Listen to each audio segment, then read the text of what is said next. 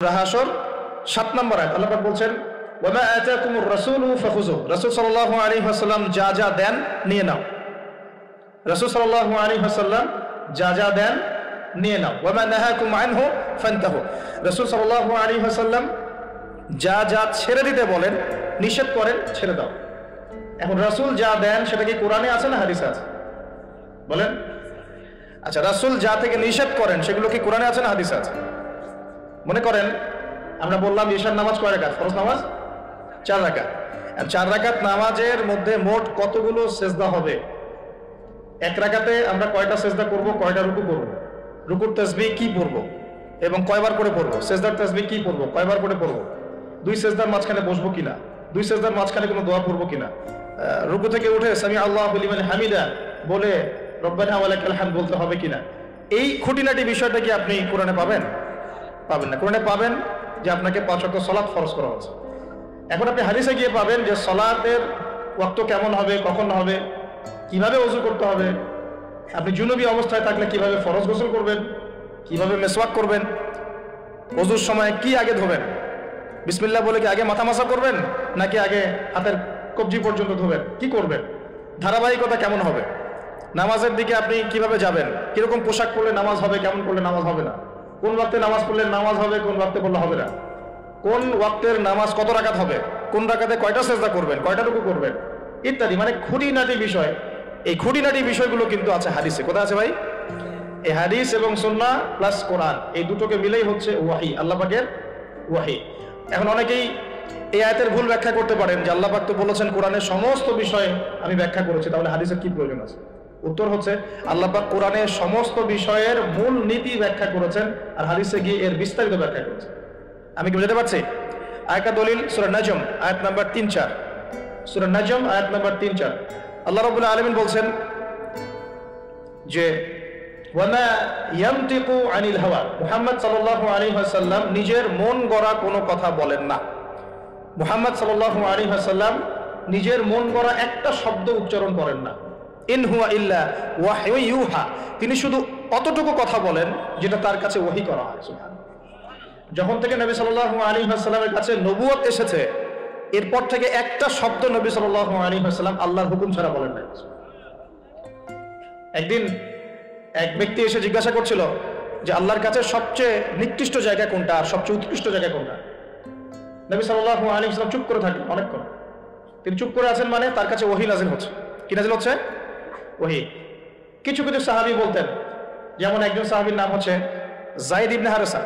তিনি একদিন বলেছিলেন যে একদিন নবী সাল্লাল্লাহু আলাইহি ওয়াসাল্লাম আমার পাশে বসেছিলেন, তার উরু, তার পায়ের এই অংশটা আমার পায়ের উপরে ছিল। হয় না অনেক সময় আমরা বসি না একসাথে মসজিদের মধ্যে, তো এইরকম একটা অবস্থায় আল্লাহর রাসূলের উপর ওহী চলে আসছে।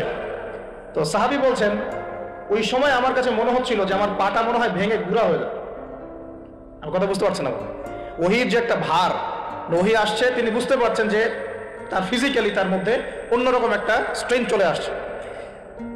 আয়েশা রাদিয়াল্লাহু আনহা তিনি বলেছিলেন যে নবী সাল্লাল্লাহু আলাইহি ওয়াসাল্লামকে আমি দেখেছি প্রচন্ড ঠান্ডার সময় তার কাছে ওহী আসছে, কোরআনের হাদিসের ওহী আসছে, এবং প্রচন্ড ঠান্ডার মধ্যে তিনি দরদর করে ঘামা শুরু করেছেন। তো ওহী আসলে বোঝা যেত কিছু একটা হচ্ছে। তো নবী সাল্লাল্লাহু আলাইহি ওয়াসাল্লাম নবী হওয়ার পরে একটা শব্দ আল্লাহর ওহী ছাড়া কাউকে বলেন নাই। এটা হচ্ছে ইসলামের একটা প্রামাণ্যতা, মানে ইসলাম যে এতই নিখুঁত, এতই নিপুণ, এখানে যাররা পরিমাণ বাতিল ঢোকার কোনো সুযোগ নাই। তো এই ব্যক্তি জিজ্ঞাসা করছিলেন আল্লাহর কাছে সবচেয়ে উৎকৃষ্ট জায়গা কোনটা, নিকৃষ্ট জায়গা কোনটা? নবীজি উত্তর দিচ্ছেন না, চুপ করে আছে। তার মানে ওহী নাযিল হচ্ছে। বেশ কিছুক্ষণ পর তিনি বললেন, শোনো, ওই ব্যক্তি কোথায় যে প্রশ্ন করেছিল? বলা হলো ওই যে, ডেকে নিয়ে আসো। তাকে কাছে ডেকে বলা হচ্ছে, শোনো, আল্লাহর কাছে সবচেয়ে উৎকৃষ্ট জায়গা হচ্ছে মসজিদ। কোন জায়গা ভাই? মসজিদ। আর আল্লাহর কাছে সবচেয়ে নিকৃষ্ট জায়গা হচ্ছে বাজার। কোন জায়গা? বাজার। যেটা আমাদের এখন বেশি বেশি বাজার, ঘন ঘন বাজার। শেষ জামানায় বাজার ঘন ঘন হবে, কিয়ামতের আলামত। বাজার ঘাট হবে খুব ঘন ঘন, বাজার থেকে বের হলেই বাজার। এটা হয় না এখন? তো এত কিছু চোখে দেখার পরেও মানুষকে বোঝাতে হয় যে হাতে সময় কম। আল্লাহ পাকের গজব একটার পর একটা আসতে আছে, দেখতে পারতেছেন না? সামনে যে বড় সড়ো কোনো বন্যা হয় কিনা আল্লাহ ভালো জানে। বলা হচ্ছে যে একটা জলোচ্ছ্বাসের মানে ঝুঁকির মধ্যে আছে বিশ্বের বহু কান্ট্রি। বিশ্বের বহু কান্ট্রি জলোচ্ছ্বাস, বড় একটা জলোচ্ছ্বাসের হুমকির মধ্যে আছে। 20 ফুট থেকে 25 ফুট পানি উঠে যাবে, উঠে উপকূলবর্তী অঞ্চলগুলো ডুবিয়ে দিবে। এটা এখন গবেষকরাই বলছেন, বিজ্ঞানীরা। আর আমরা তো আগেই বলেছি, যখন একটা জনপদের মধ্যে শিরকের পাপ বেশি হয়, কোন পাপ? শিরকের পাপ, শিরক। শুধুমাত্র ওই মূর্তি পূজা করাই শিরক নয়, আপনাদেরকে জানাই দিতে চাই, কবর পূজা করাও শিরক। কথা কি বুঝতে পারছেন? আমার কথা কিভাবে নেবেন জানি না, কিন্তু আমাকে তো বলতে হবে। শুধু মূর্তি পূজা করাই শিরক না, কবরের সেজদা করাও শিরক। তো যখন শিরকের সয়লাব হয় একটা এলাকার মধ্যে, একটা জাতির মধ্যে, তখন নূহ আলাইহিস সালামের কওমকে আল্লাহ পাক যেমন প্লাবন দিয়ে ভাসিয়ে দিয়েছিলেন, ওরকম বন্যা জলোচ্ছ্বাস প্লাবন দিয়ে ভাসিয়ে দিবেন আল্লাহ। কারণ নোংরামি ধুইতে হলে অনেক পবিত্র পানির দরকার, আর শিরক হচ্ছে সবচেয়ে নোংরা জিনিস। আল্লাহর জমিনের সবচেয়ে নোংরা জিনিস কি? শিরক। এগুলো তো গেল ধর্মতাত্ত্বিক শিরক। এখন তো শিক্ষার মধ্যেও শিরক, শিক্ষার মধ্যেও শিরকি আকীদা ঢুকিয়ে দেওয়া হচ্ছে। এবং এটা কোন আকীদাটা বলার তো আর প্রশ্ন আসে না, সবাই বোঝেন কোন আকীদা। যখন মানুষ কোরআনের সৃষ্টিতত্ত্ব বাদ দিয়ে মানব রচিত সৃষ্টিতত্ত্ব বইয়ের মধ্যে ঢুকায়, এগুলো শিরক না? অর্থনীতির মধ্যে এখন শিরক আছে। কিরকম? আল্লাহ পাক হালাল যে অর্থনীতি দিয়েছেন, ওটাকে বুড়া আঙ্গুল দেখিয়ে এখন সুদ ভিত্তিক অর্থনীতি চলছে সব জায়গায়। তো আল্লাহ পাকের হালালকে যে হারাম করে, এটা শিরক না? এটা সূরা তওবা পড়বেন, সূরা তওবার 31 নম্বর আয়াত। আমি রেফারেন্সের কথা বলছি, সূরা তওবার 31 নম্বর আয়াত পড়ে দেখবেন। আল্লাহ পাক বলছেন যে আল্লাহর হালালকে যদি কেউ হারাম করে নেয় আর হারামকে হালাল করে নেয়, এই যে পরিবর্তন, এই কাজটা, এটা কিন্তু শিরকি, কুফর, শিরক। আপনি আল্লাহর হালালকে হারাম করতে পারেন না। আল্লাহ পাক একটা হারাম করেছেন, আপনি হালাল করতে পারবেন না। মানেন না ব্যক্তিগতভাবে, সেটা আলাদা বিষয়, কিন্তু অন্যের উপর ইম্পোজ করতে পারবেন না। মনে করেন আল্লাহ পাক হালাল করেছেন পর্দা, আপনি পর্দা করেন না, বুঝলাম, এটা আপনার ব্যক্তি স্বাধীনতা, কিন্তু আপনি পর্দাকে ব্যঙ্গ করতে পারবেন না। ব্যঙ্গ করলে কুফরি হয়ে যাবে। কথা বুঝতে পারছি ভাই? নিজে পালন করে না, সেটা আলাদা বিষয়। আমি পালন করি না, তার কাছে মনে হয় যে বেপর্দায় চললেই মনে হয় ভালো, নাউজুবিল্লাহ। ওর কাছে এটাই মনে হয়, ওর কাছে এটাকে মনে হয় প্রগতি, অগ্রগতি, উন্নয়ন। তো সে তার থট নিয়ে থাক। কিন্তু যদি সে বলে যে না, পর্দা সেকেলে প্রথা, এখন চলে না, ওই যুগে চলতো, এটাকে টিটকারি করে, ব্যঙ্গ করে, তাহলে কুফরি করবে, শিরক করবে। মনে করেন মদ আল্লাহ হারাম করেছেন, আর কিছু মানুষ মদ খায়, হারাম মনে করেই খায় বা হালাল মনে করেই খায়, মানে খায় আর কি। তো একজন খায়, সেটা আলাদা আলাদা পাপ। আর কেউ যখন মনে করবে যে না, আল্লাহ পাকের এই হালাল হারামের বিধান আমি মানি না, আল্লাহ পাকের হালাল হারামের বিধান আমি মানি না, তখন হবে শিরক আর কুফর। এমনি হচ্ছে কবিরা গুনাহ। আর যখন হালালকে হারাম করে নেবে আর হারামকে হালাল করে নেবে, তখন শিরকের পর্যায়ে চলে যাবে। তো এই সিস্টেম এখন চলছে না? আল্লাহ পাকের সুদ ভিত্তিক, আল্লাহ পাকের হালাল অর্থনীতি বাদ দিয়ে সারা বিশ্বে এখন সুদ ভিত্তিক অর্থনীতি চলছে না? বুঝেন না এগুলা? অর্থনৈতিক অবস্থা ভালো না। আস্তে আস্তে বিশ্বের মধ্যে ভয়াবহ অর্থনৈতিক সংকট দেখা দিবে, এবং এই সংকটটা ফেস করবে মূলত এই মধ্যবিত্ত শ্রেণী আর নিম্ন মধ্যবিত্ত শ্রেণী। খুব ধনী দেশের কোনো সমস্যা হবে না, যারা মিডল ক্লাস কান্ট্রি বা আরেকটু নিচু মানের কান্ট্রি অর্থনৈতিক দিক থেকে, এদের সামনে ভয়াবহ একটা অবস্থা ফেস করতে হবে। সময় যাইতে দেন, আস্তে আস্তে সব স্পষ্ট হয়ে যাবে, আপনারাই বুঝতে পারবেন।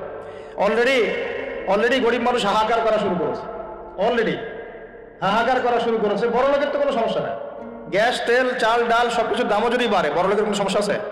আমার তো কোনো সমস্যা নাই, আমি তো খেতে পারতেছি, কোনো না কোনোভাবে খেতে পারতেছি। কিন্তু যে কৃষক, মজুর, শ্রমিক, হ্যাঁ, যারা গরিব মানুষ, এরা তো আমার মতো না। আমার জন্য 4 বার বিদ্যুতের দাম বাড়লে কোনো সমস্যা নাই। 1000, 1500, 2000, 3000 আপনি ইফোর্ট দিতে পারছেন, আপনার তো সমস্যা নাই। কিন্তু যে ব্যক্তির মাসিক আয় 3000 টাকা, সে কি করবে?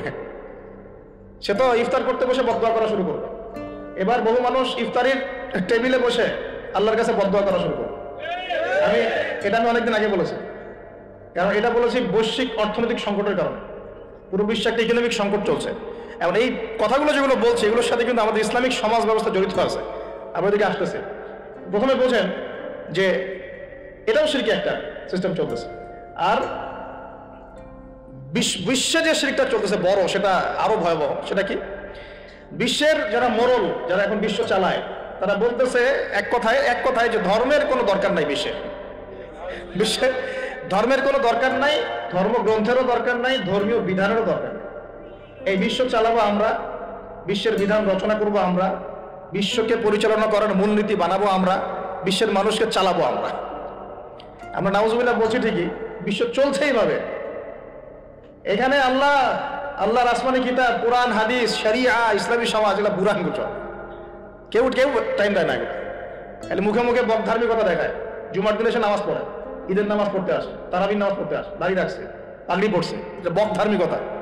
আগে ভিতর ঠিক করতে হবে। তো ভিতরটা কি? ভিতরটা হচ্ছে তাবারাকাল্লাযী বিয়াদিহিল মুলক। সূরা মুলকের 1 নম্বর আয়াতে কি বলছেন আল্লাহ পাক? তাবারাকাল্লাযী বিয়াদিহিল মুলক, বরকতময় সেই আল্লাহ। এই আল্লাহ পাক মহাবিশ্ব সৃষ্টি করেন নাই? এই মহাবিশ্ব কে সৃষ্টি করছে? এই পুরো মহাবিশ্বে পৃথিবীর মতো কোটি কোটি কোটি কোটি গ্রহ আছে না? আছে কি নাই? এই পুরো মহাবিশ্বে কার হুকুম চলে? ওই পুরো মহাবিশ্বে কি জিবরাইল আলাইহিস সালামের হুকুম চলে? আল্লাহর কোনো ফেরেশতার হুকুম চলে? কোনো নবীর হুকুম চলে? তাহলে কোনো মানুষের হুকুম চলার কোনো প্রশ্ন ওঠে? পুরো মহাবিশ্বের কোটি কোটি গ্যালাক্সি, কোটি কোটি গ্রহ নক্ষত্রে আল্লাহর হুকুম চলে। সূর্য পর্যন্ত ডোবার পরে আল্লাহর কাছে পারমিশন নেয়, আল্লাহ আগামীকাল উঠবো, আল্লাহ বলেন ওঠো, তাহলে উঠবে। একদিন আল্লাহ বলবেন না, ওঠার দরকার নাই। সূর্য তখন উল্টা দিক থেকে উঠবে, পশ্চিম দিক থেকে। ওই দিন কিয়ামত হয়ে যাবে। যেদিন কিয়ামত হবে ওইটা হচ্ছে আল্লাহ পাকের ক্রোধের বহিঃপ্রকাশ, মানে রাগ থাকে না, যে ধৈর্য ধরতে ধরতে ধরতে ধরতে এক সময় যখন আপনার আর আপনি আর পারতেছেন না, তখন একটা হাইপার হয়ে যান না মাঝে মাঝে? তখন মনে হয় আশপাশে যা আছে ভেঙে চুরে একাকার দিতে পারেন। ওই যে পৃথিবীর নিচে যে আগ্নেয়গিরিগুলো আছে, শক্তি সঞ্চার করতে করতে করতে করতে এক পর্যায়ে বিস্ফোরিত হয়ে যায়, তখন আর পৃথিবীবাসীর তো কোনো হুঁশ, তখন আর উপায় থাকে না। তো এরকম কিয়ামতের দিনটা হচ্ছে আল্লাহ পাকের ক্রোধের বহিঃপ্রকাশ। মানে এক হুকুমেই পুরো মহাবিশ্বের সব গ্রহ ধ্বংস হয়ে যায়, এক হুকুম। তো পুরো মহাবিশ্বে আল্লাহ ছাড়া কারো হুকুম চলে? আল্লাহ সেটাই বলছেন, তাবারাকাল্লাযী বিয়াদিহিল মুলক, বরকতময় সেই আল্লাহ যার হাতে সমস্ত ক্ষমতা। যার হাতে কি ভাই? মুলক মানে কি? রাজত্ব। এখনকার তোমরা যারা পলিটিক্যাল সায়েন্স পড়াও, তোমাদের আপনাদেরকে বলছেন রাজত্ব মানে কি? রাজত্ব ইংরেজি প্রতিশব্দ কি? সভরেন্টি। মানে বলেন, সভরেন্টি মানে কি? সার্বভৌমত্ব। মানে কি? সার্বভৌমত্ব। আল্লাহ পাক বলছেন মহাবিশ্বের সার্বভৌমত্ব আমার হাতে। সুবহানাল্লাহ। কার হাতে? মহাবিশ্বের সার্বভৌমত্ব কার হাতে? সভরেন্টি কার হাতে? দুনিয়াতে এই সভরেন্টি, সার্বভৌমত্ব মানুষের হাতে। বুঝেন নাই মনে? এই দুনিয়াতে সভরেন্টি, মুলক, সার্বভৌমত্ব এখন আল্লাহর হাতে নাই, মানুষের হাতে। মানুষ যা মনে করে তাই চালায়। এখন আল্লাহ পাকের বিধান, আল্লাহ রাসূল এগুলো। তো এটা হচ্ছে সবচেয়ে বড় শিরক সারা বিশ্বের। এটা সারা বিশ্বের সবচেয়ে বড় পর্যায়ে শিরক। তো শিরকে ডুবে আসি আমরা, এটাকে বোঝেন। আমি তো বলছি না যে এখন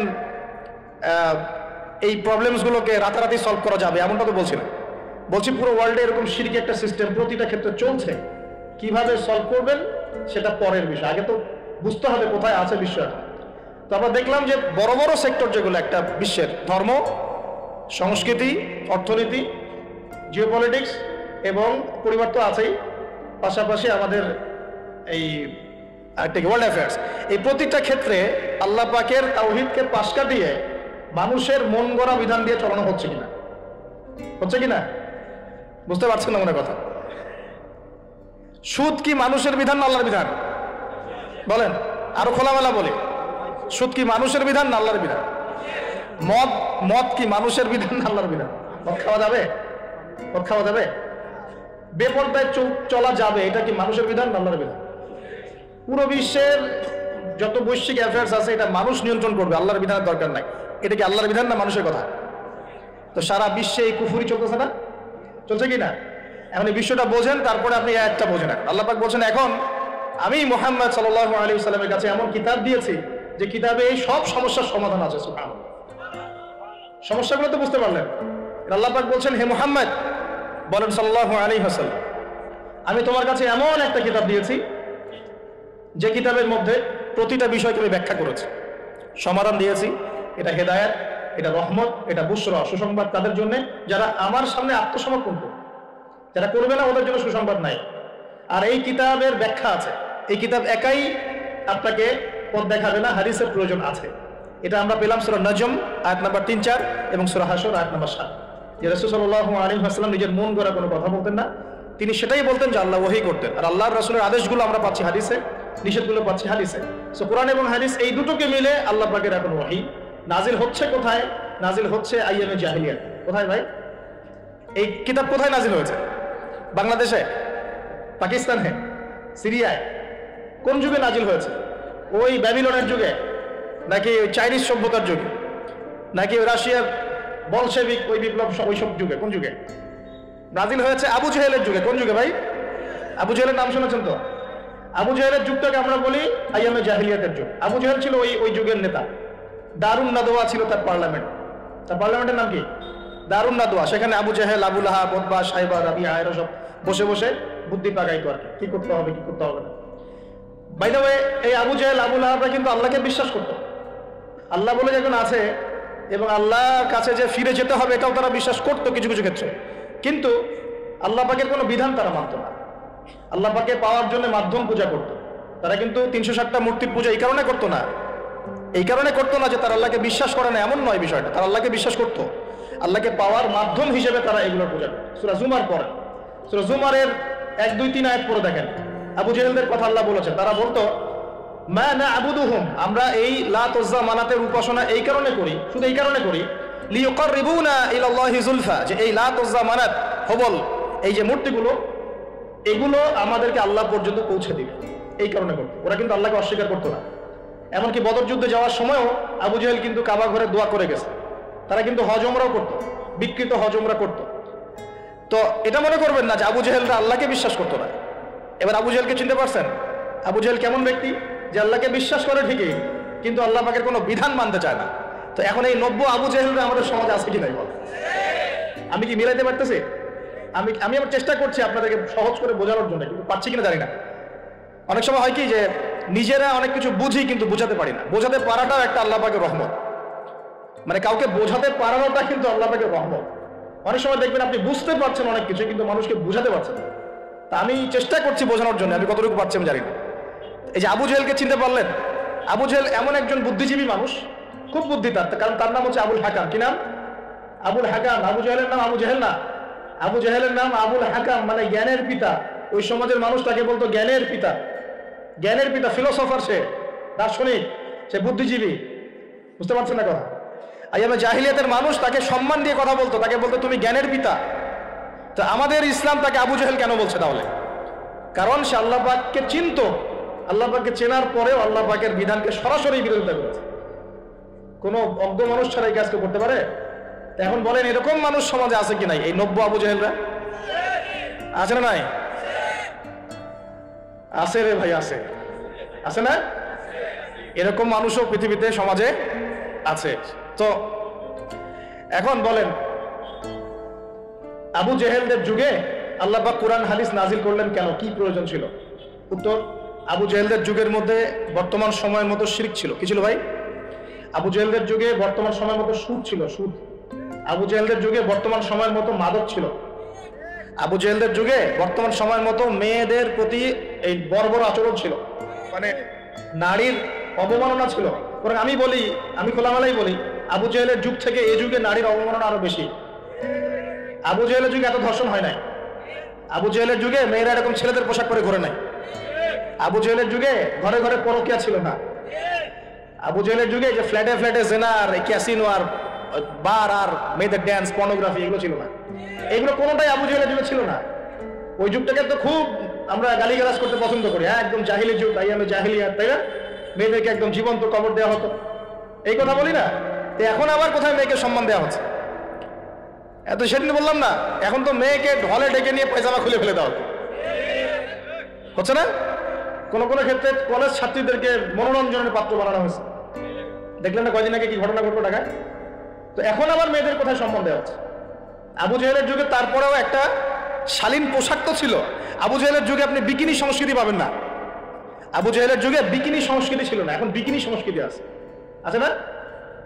এই যে আপনারা তো লন্ডন করেন খুব, ওখানে কি দেখে আসেন? কি দেখে আসেন? ওখান থেকে দেখে এসে এখানে কোটি কোটি টাকার বাড়ি বানাচ্ছেন, 3 কোটি। 1 বছর পর ভেঙে আবার নতুন করে করেন, তাই না?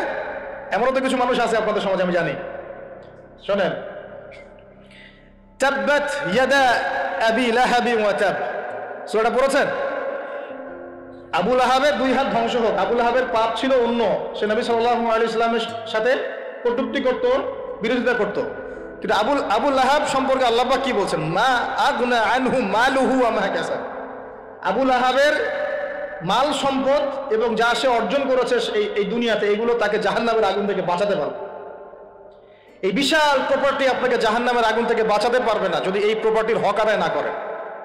এই রিজিকের হক যদি ঠিকঠাক আদায় না করেন, জাকাত না দেন, দরিদ্রের হক না দেন, মিসকিনের হক না দেন, আত্মীয়র হক না দেন, প্রতিবেশীর হক না দেন, ইসলামের আল্লাহ ফি সাবিলিল্লাহ দান সদকা না করেন, এই বিশাল প্রপার্টি আপনাকে কিয়ামতের মাঠে বাঁচাতে পারবে। মা আগনা আনহু মালুহু ওয়া মা কাসাব সায়াসলা নারান যাতা লাহাবিন ওয়া ইমরাআতুহু হাম্মালাতাল হাতাব ফি জিদিহা হাবলুম মিন মাসাদ। সূরাগুলো পড়বেন। কোরআন তো শুধুমাত্র তাবিজ করার জন্য কোরআন নাজিল করা হয়নি। তাবিজ করার জন্য কোরআন নাজিল করা হয়েছে নাকি? কোরআনের আয়াত ছিঁড়ে ছিঁড়ে এখন মাদুরের মধ্যে ঢুকিয়ে গলায় ঝুলে রাখার জন্য কোরআন নাজিল হয়েছে? বলেন তো। কোরআনের আয়াত একটা ছিঁড়ে এভাবে আমি র্যাপিং করে গলার মধ্যে ঢুকে রেখে দিলাম, বাস কোরআনের হক আদায় হয়ে গেল। ডক্টর আপনাকে একটা প্রেসক্রিপশন দিয়েছেন, মনে করেন তোমার কোভিড হয়েছে, তোমাকে এখন এই প্রেসক্রিপশন অনুযায়ী চলতে হবে। আর প্রেসক্রিপশনটা আমি যদি এমনটা ভাঁজ করি, ভাঁজ করে সুন্দর করে মাদুরের মধ্যে ঢুকায়, ওষুধ খাওয়ার দরকার নাই, ভাঁজ করে ঢুকায় বাস রেখে দিলাম, রোগ ভালো হবে না? রোগ ভালো হবে? আমরা কোরআন কিনে এই কাজ করি, আমরা কোরআন কিনে কেউ কেউ এই কাজ করি, সবাই না, কেউ কেউ। কোরআন শেফা মানে কি? কোরআন আপনার রুহের শেফা এবং দেহের শেফা। তখন কোরআন যখন কোরআন বুঝে আমল করবেন, তখন কোরআন পড়ে বুঝে যখন আমল করবেন, তখন কোরআন শেফা এবং রহমত বুশরা।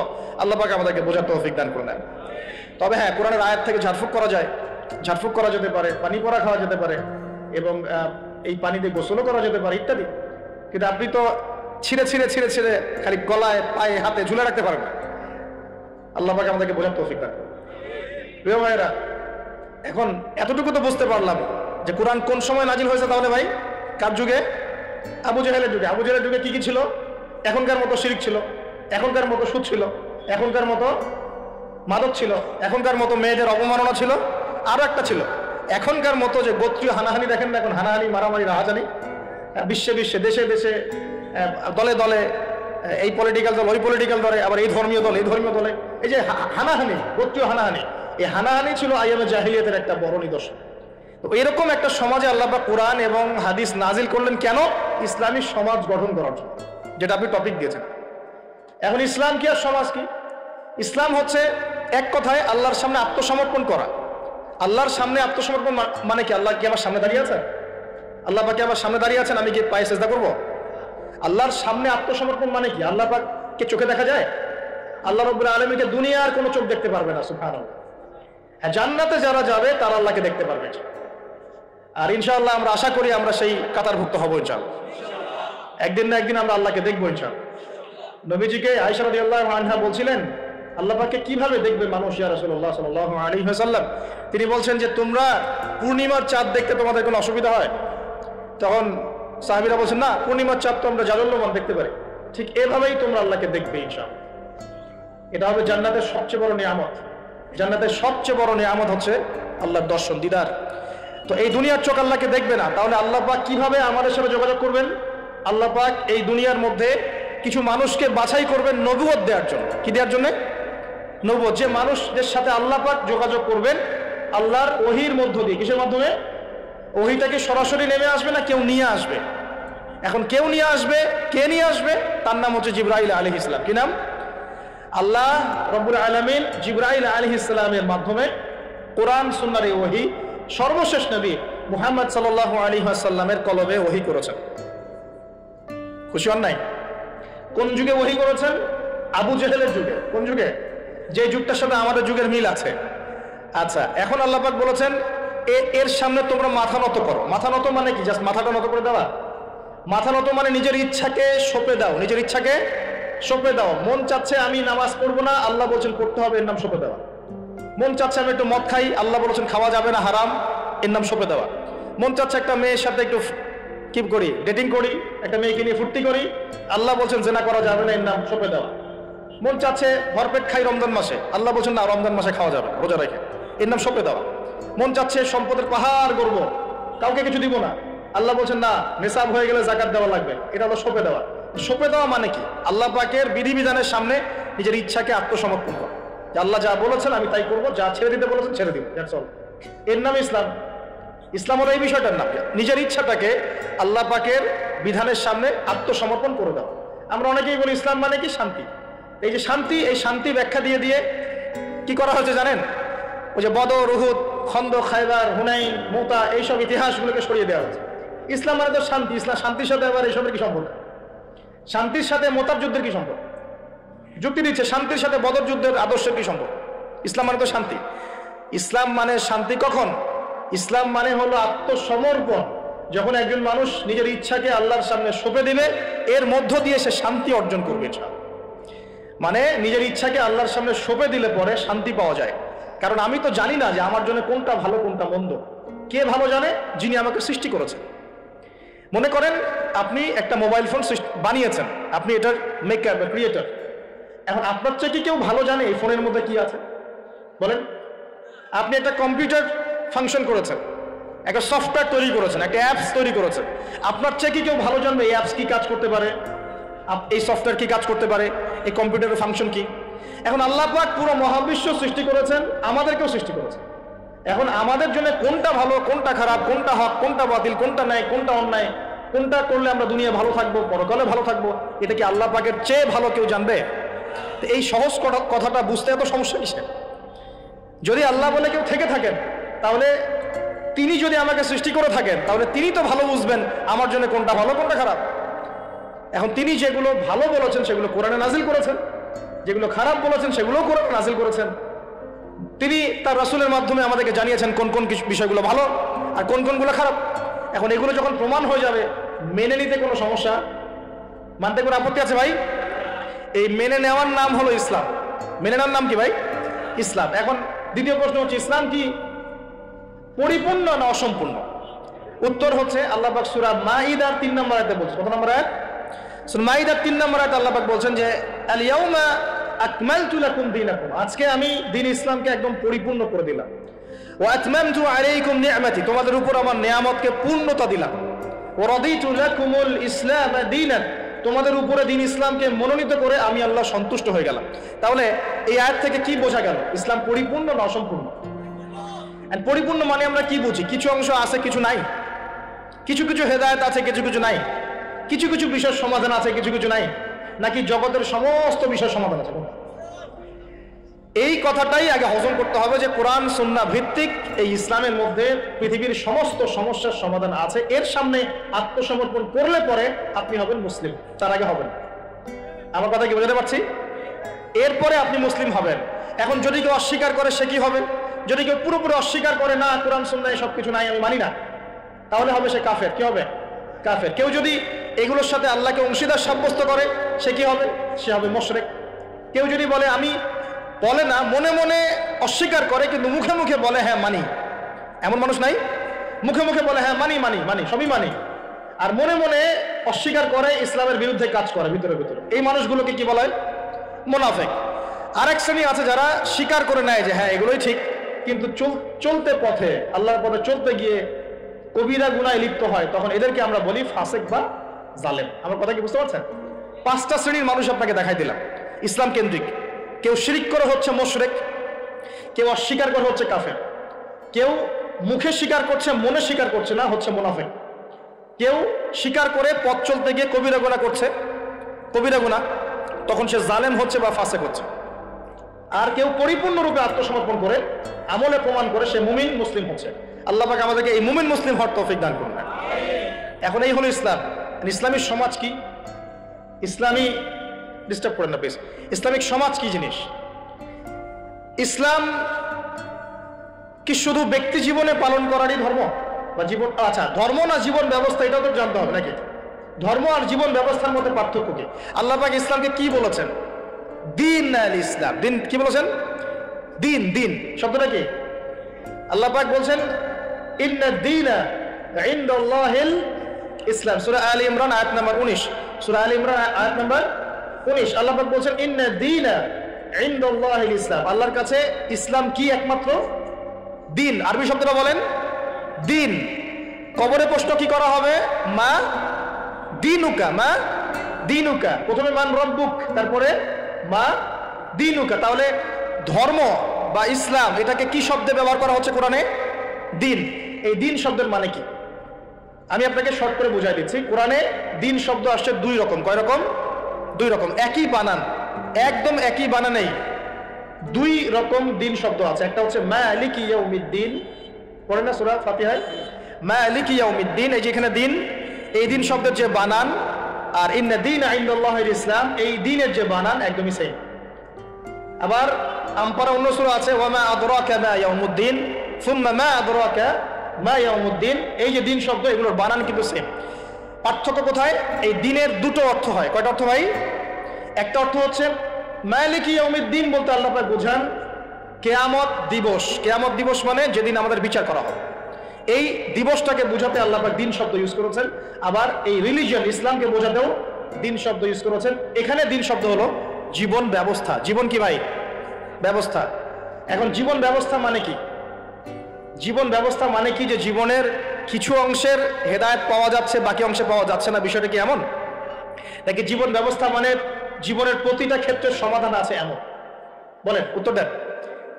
আল্লাহ পাক বলছেন ওয়ামা ইয়াবতাগি গায়রাল ইসলামি দীনান ফালা ইউকবাল মিন, কেউ যদি ইসলাম ছাড়া অন্য কোনো জীবন ব্যবস্থা তালাশ করে তার কাছ থেকে কিছুই কবুল করা হবে না।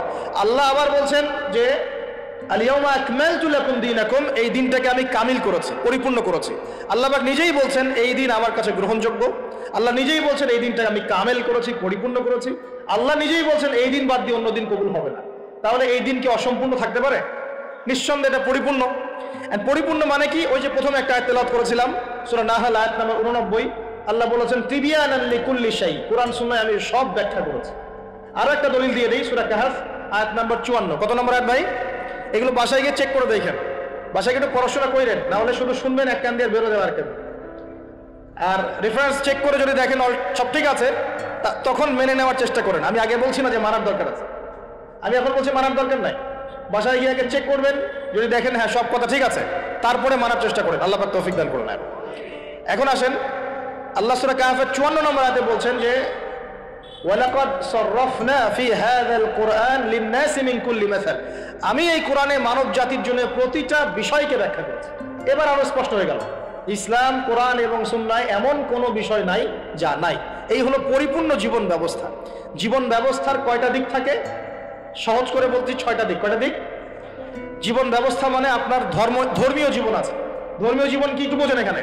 ধর্মীয় জীবন মানে এখানে আপনি নামাজ, রোজা, হজ, যাকাত, তাসবিহ, তাহলিল, জিকির, আজগার, এই কাজগুলো করেন, এগুলো আপনার ধর্মীয় কাজ। ঠিক আছে?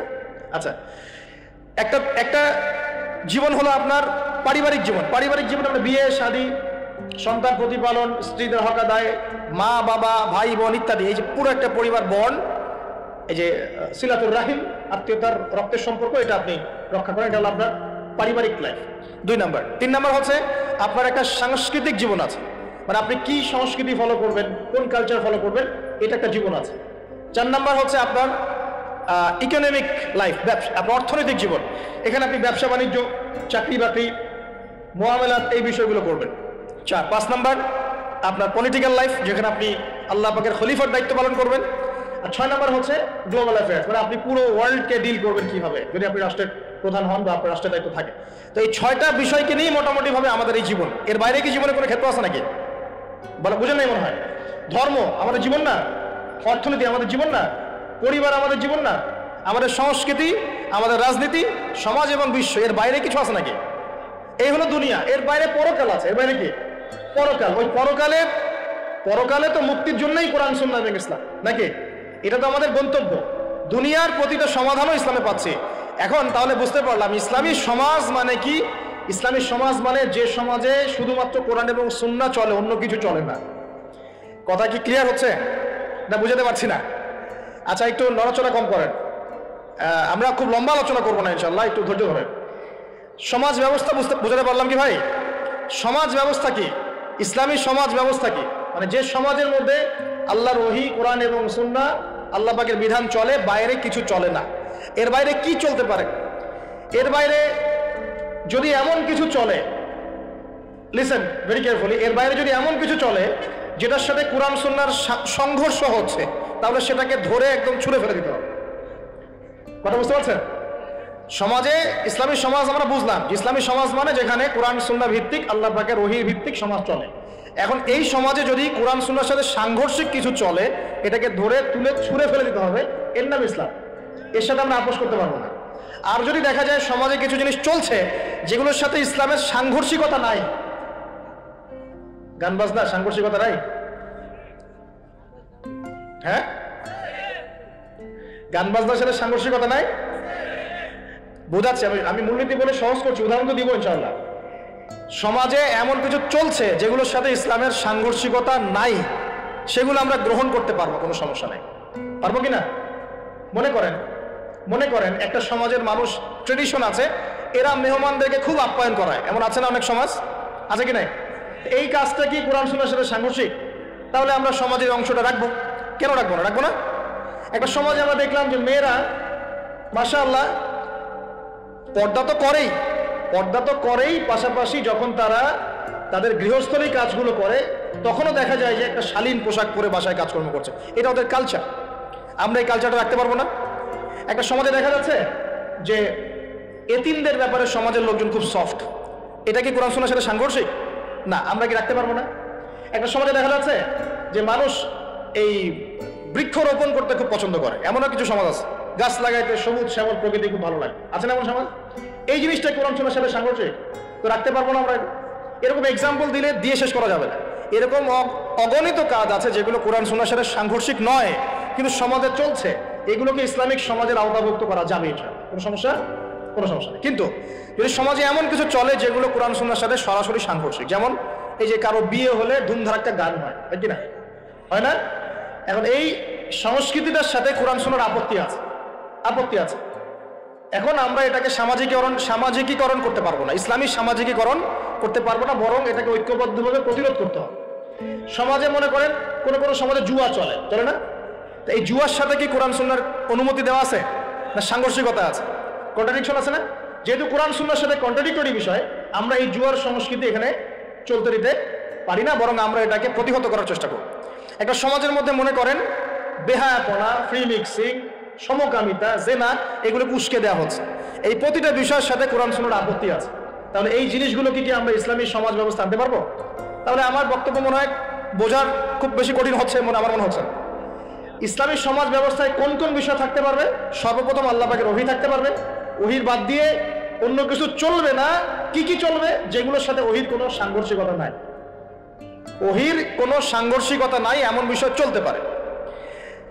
চায়ের জন্য বিখ্যাত আপনারা না, এটা আছে না? আচ্ছা, এখন এটা কি কোরআন সুন্নাহর সাথে সাংঘর্ষিক? এটা একটা সংস্কৃতি। আপনাদের বাসায় গেলে আপনারা চা খাওয়ান এবং এটার সাথে আপনার সংস্কৃতি আছে, আগর আতরের আপনাদের বিজনেস আছে। এই জিনিসটা কি কোরআন সুন্নাহর সাথে সাংঘর্ষিক? বাংলাদেশের অন্য কোনো সমাজে কি আগর আতর এরকম ভাবে আছে? আপনাদের সমাজে আছে, এটা কিন্তু কোরআন সুন্নাহর সাথে সাংঘর্ষিক নয়। তাহলে আমি এটাকে অবশ্যই ইসলামাইজড করতে পারবো, চায়ের ব্যাপারটা আমি ইসলামাইজড করতে পারবো। কিন্তু যদি একটা সমাজে দেখেন, ঢাকার মতো কান্ট্রিতে শহরে গিয়ে দেখলেন মেয়েরা ছেলের পোশাক পরে ঘুরে বেড়াচ্ছে, এখন এই জিনিসটাকে কি আপনি ইসলামের আওতায় আনতে পারবেন? এই হলো ইসলামী সমাজ, মানে যেখানে আল্লাহর ওহী চলে, অন্য কিছু চলে না। হ্যাঁ, কি চলতে পারে? ওহীর সাথে সাংঘর্ষিক বিষয় নাই এমন বিষয় চলতে পারে, কোনো সমস্যা নেই। সেটা রাজনীতিতেও চলতে পারে, সেটা সমাজেও চলতে পারে, সেটা অর্থনীতিতেও চলতে পারে, সেটা আমাদের সংস্কৃতিতে চলতে পারে, সেটা আমার পরিবার ধর্মেও চলবে ইনশাআল্লাহ। মানে প্রতিটা ক্ষেত্রেই চলতে পারবে যদি কোরআন সুন্নাহর সাথে সাংঘর্ষিক না হয়। আল্লাহ পাক আমাদেরকে বোঝাতে তৌফিক দান। এখানে কিন্তু প্রযুক্তি অন্তর্ভুক্ত হতে পারে। প্রযুক্তি যেমন এক সময় নবী সাল্লাল্লাহু আলাইহি ওয়াসাল্লামের যুগে ছিল ঘোড়া এবং গাধা, তাই না? উট, ঘোড়া, গাধা, এগুলোর উপরে তারা যুদ্ধ করেছে।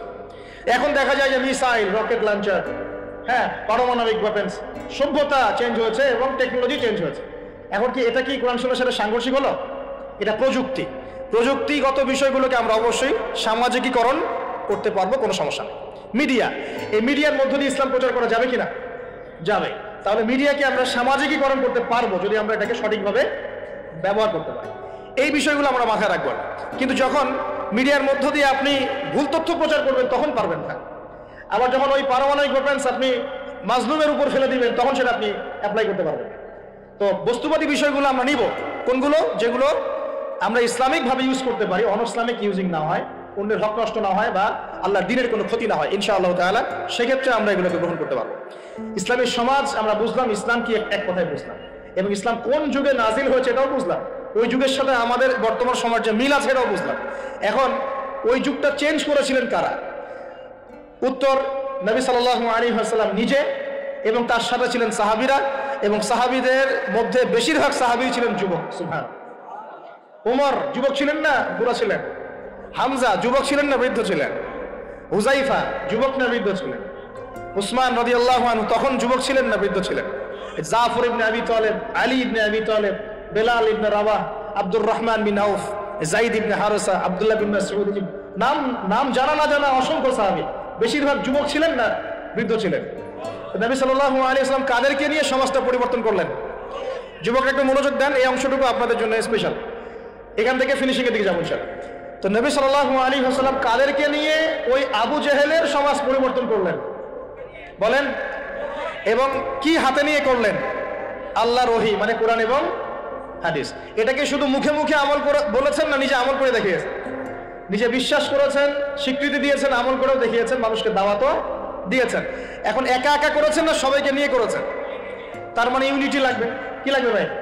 একা একা পারা যাবে না। এই যে আমি একা একা লেকচার দিয়ে যাচ্ছি, আসলে আমি দিন কায়েম করতে পারবো না। এখানে আমি আপনাকে দিনের কিছু নসিহত করতে পারবো, কিছু দাওয়াত দিতে পারবো, কিন্তু আমি কিন্তু এখানে দিন কায়েম করতে পারবো। একা একা দিন কায়েম করা যায়, একা একাও যায় না, এক শ্রেণীর মানুষকে নিয়েও যায় না। মুসলিমদের মধ্যে মনে করেন যে মুসলিমদের মধ্যে একটা এলাকার মুসলিম আছে, মনে করেন 1 লাখ, কথার কথা বলছি, 1 লাখের মধ্যে 1000 মানুষ সবকিছু বোঝে, বাকিরা এতটা বোঝে না। ওদেরকে বোঝাতে হবে। ওদের কি করতে হবে? বোঝাতে হবে। ওই আমরা যদি মনে করি আমি 1000 আমি সব করতে পারবো, ভুল করবেন। তখন কি হবে? জাহেলিয়াতের সংখ্যা গরিষ্ঠতার স্রোতে আমি হারিয়ে যাব। কথা বুঝতে পারছেন? নবী সাল্লাল্লাহু আলাইহি ওয়াসাল্লাম কিভাবে করেছেন? তার আগে আমি একটু প্রশ্ন করি, কত বছর লেগেছে তার সমাজ পরিবর্তন করতে? বলেন। 23 বছর। এটা মাশাআল্লাহ। 23 বছর পরে ওই মক্কায়, ওই আবু জেহেলের যুগেই, আবু জেহেলের সেই যুগ কি আর বাকি থাকলো? 23 বছর পর কি শিরক ছিল ওই যুগের মধ্যে? আর মক্কায় কোনো সুদ ছিল? মক্কায় কোনো মাদক, কোনো জেনা, ব্যভিচার, মেয়েদের শ্লীলতাহানি, ধর্ষণ, জেনা, হ্যাঁ, গুম খুন, তারপরে আপনার এই যে গোত্র হানাহানি, মারামারি, কোনোটা কি আর বাকি ছিল? মানে 23 বছরের সমাজ টোটাল নিট অ্যান্ড ক্লিয়ার, সাফ। কত বছর? 23 বছর। কিভাবে করলেন? প্রথমত তিনি ওহির জ্ঞানের চর্চা করেছেন, নিজে আমল করেছেন, সাহাবীদেরকে শিখিয়েছেন, এবং সাহাবীরা সবাই মিলে দাওয়াতি কাজ করে একটা জনসমষ্টি তৈরি করেছেন কিনা? প্রথমে কি নবী সাল্লাল্লাহু আলাইহি ওয়াসাল্লাম প্রকাশ্যে দাওয়াত দেওয়া শুরু করেছেন? না। প্রথম 3 বছর, কত বছর? তিনটা বছর নবী সাল্লাল্লাহু আলাইহি ওয়াসাল্লাম গোপনে মানুষকে দাওয়াত দিয়েছেন। কিভাবে ভাই? গোপনে, man to man, door to door. আমরা তো এখন খুব অধৈর্য জাতি। কি জাতি ভাই? অধৈর্য। 1 বছর ধরে যদি একটা কথা বলি, পরের বছর ওয়াজ করতে আসলে বলে হুজুর এই ওয়াজটা গত বছর একবার শুনছি, দরকার অন্য নতুন ওয়াজ করে। এমন করে না মানুষ? নবী সাল্লাল্লাহু আলাইহি ওয়াসাল্লাম 3 বছর গোপনেই দাওয়াত দিয়েছেন। তিনটা বছর। কাদেরকে দাওয়াত দিয়েছেন? উত্তর, প্রথমত তার নিজের মানুষদেরকে, নিজের স্ত্রী, নিজের যায়েদ ইবনে হারেসা পালক পুত্র ছিলেন, নিজের চাচাতো ভাই জাফর ইবনে আবি তালেব, আলী ইবনে আবি তালেব, নিজের খুব কাছের মানুষ আবু বকর সিদ্দিক রাদিয়াল্লাহু আনহুর হাত ধরে, পরে উসমান বিন আফফান, আব্দুর রহমান বিন আউফ, তালহা বিন উবাইদুল্লাহ, জুবাইর বিন আওয়াম, আস্তে আস্তে ছড়িয়ে পড়ছে। তার মানে দাওয়াতি কাজ শুরু করতে হবে কোথা থেকে? আগে বলেন। আগে নিজে, তারপরে কে? নিজের কাছের মানুষ, নিজের পরিবার, নিজের বংশ, নিজের আত্মীয়। এই দাওয়াতি কাজকে আমাদের করা শেষ? কারা কারা করা শেষ? হাত তুলেন দেখি। আগে শুরু করেন। আগে তো নিজেকে দিয়ে শুরু করতে হবে নাকি ভাই? নিজের পরিবারের সবাই নামাজি, নামাজের দাওয়াত দিচ্ছি কিনা? নামাজের দাওয়াতটুকুকে দিচ্ছি? নিজের পরিবারে কি পর্দা কায়েম করতে পারছি? নিজের পরিবারে কি তালিম চালু হচ্ছে? নিজের সন্তানরা কি কোরআন পড়ছে? নিজের পরিবারে কি সবাই রমজান মাসে রোজা রাখছে, হালাল খাচ্ছে? আগে নিজের পরিবারের দিকে ফোকাস করেন। আল্লাহ পাক তৌফিক দান করুন। এরপর আল্লাহ ওহী নাযিল করলেন, ওয়ানদির আশিরাতাকাল আকরাবিন। এবার তুমি কাকে সতর্ক করবে? তোমার কাছের আত্মীয় স্বজন, গোত্রের লোককে। তখন তিনি ওই যে পাহাড়ের উপর উঠে ডাকলেন, ইয়া মা'আশারাল কুরাইশ, ইয়া মা'আশারাল কুরাইশ, তোমরা সবাই আসো। এই বনু আদি, বনু তাইম, হ্যাঁ, বনু মাখজুম, তারপরে যে বনু হাশিম, সব গোত্র জড়ো হলো। জড়ো করে তিনি সব গোত্রকে বলছেন যে আমি মুহাম্মদ সাল্লাল্লাহু আলাইহি ওয়াসাল্লাম যদি আপনাদেরকে বলি এই পাহাড়ের পিছনে একটা সেনাবাহিনী অপেক্ষা করছে, আপনাদেরকে আক্রমণ করবে, আপনারা কি আমার কথা বিশ্বাস করবেন? তখন সবাই এক বাক্যে বলল, কেন বিশ্বাস করবো না? তোমাকে কখনো আমরা মিথ্যাবাদী পাই নাই, তুমি as-sadiqul আমিন, সত্যবাদী আমিন। তখন নবীজি বললেন যে কুলু লা ইলাহা ইল্লাল্লাহ তুফলিহুন, তোমরা সবাই বলো লা ইলাহা ইল্লাল্লাহ, আল্লাহ ছাড়া কোনো মাবুদ নাই, আল্লাহর বিধান ছাড়া কোনো বিধান নাই, আল্লাহর দাসত্ব ছাড়া কোনো দাসত্ব নাই, তোমরা সফল হয়ে যাবে ইনশাআল্লাহ। তখন ওই যে আবু লাহাব হাততালি দেওয়া শুরু করলো, আর আবু লাহাব ঢিল নিয়ে মারা শুরু করলো। সবাই হাততালি দিচ্ছে, টিটকারি করছে, মশকরা করছে। হ্যাঁ, আলিহাদা জামাআতানা, বলছে এই জন্য আমাদেরকে এখানে একত্রিত করেছো, এই বকবকানি শোনার জন্য, এই বাজে কথা বলার জন্য আমাদেরকে এখানে ডেকেছো। তখন থেকে শুরু হলো প্রকাশ্য বিরোধিতা। এবার শুরু হলো ইটপাটকেল, শারীরিক নির্যাতন, মানসিক নির্যাতন, বয়কট, এইটা সেইটা সব। তো এখন বলেন, যে মানুষটা আগে সাদিকুল আমিন ছিল, সত্যবাদী এবং বিশ্বস্ত, এবার সবাইকে ডেকে দাওয়াত দেওয়ার পরপরই তিনি হয়ে গেলেন কাযযাব, মিথ্যাবাদী, সাহেব, জাদুকর, ফারিকুল জামাআ, জামাত বিভক্তকারী, মাজনুন, পাগল, এই কথাগুলো মানুষটাকে বলা শুরু করে। তার মানে নবী সাল্লাল্লাহু আলাইহি ওয়াসাল্লামের পদ্ধতিতে আমাকে সমাজে দ্বীন ইসলাম প্রতিষ্ঠা করতে হবে। তার মানে প্রথমে আগে নিজে, তারপর পরিবার, এরপর কাছের মানুষদের মধ্যে ইসলামের প্রচার প্রসার করার চেষ্টা করতে হবে। এবার প্রকাশ্যে দাওয়াতি কাজ করা শুরু হলো। দাওয়াতি কাজ যত প্রকাশ্য হচ্ছে, নির্যাতন নিপীড়ন ততই বাড়ছে। এটাই সুন্নাত, যখন নবীর পদ্ধতিতে কেউ দাওয়াতি কাজ করবে তার উপর নির্যাতন নিপীড়ন আসবেই। যদি নির্যাতন নিপীড়ন না আসে, বুঝতে হবে সেটা নবীর পদ্ধতিতে দাওয়াত হচ্ছে না। 100% লিখে রাখে, 100% নবীর পদ্ধতিতে দাওয়াতি কাজ হচ্ছে না। এটা হচ্ছে গোলালু মার্কা দাওয়াতি কাজ।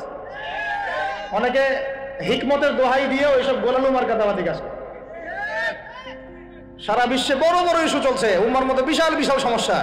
দেখবেন যে আলোচনার টপিক হচ্ছে যে হায়েজ নেফাস, আলোচনার টপিক হচ্ছে যে ইস্তেঞ্জা, আলোচনার টপিক ফরজ গোসল, আলোচনার টপিক ওযু ইস্তেঞ্জা। মানে এগুলো শিখতে কতদিন আর লাগবে? এগুলো শিখতে এখনো শেখা হয়নি এগুলা। আর সারা বিশ্বের অবস্থা, দেশের অবস্থা, অর্থনীতির অবস্থা, সমাজের অবস্থা, কিয়ামতের আলামত স্পষ্ট হয়ে যাচ্ছে, উম্মার অবস্থা, এগুলো বড় বড় ইস্যুগুলো সব পরে, আগে এগুলো নিয়ে আলোচনা হচ্ছে। তো এগুলো কি আসলে নবীর পদ্ধতিতে দাওয়াতি কাজ হচ্ছে? আল্লাহ পাক আমাদেরকে বোঝার তৌফিক দান করুন।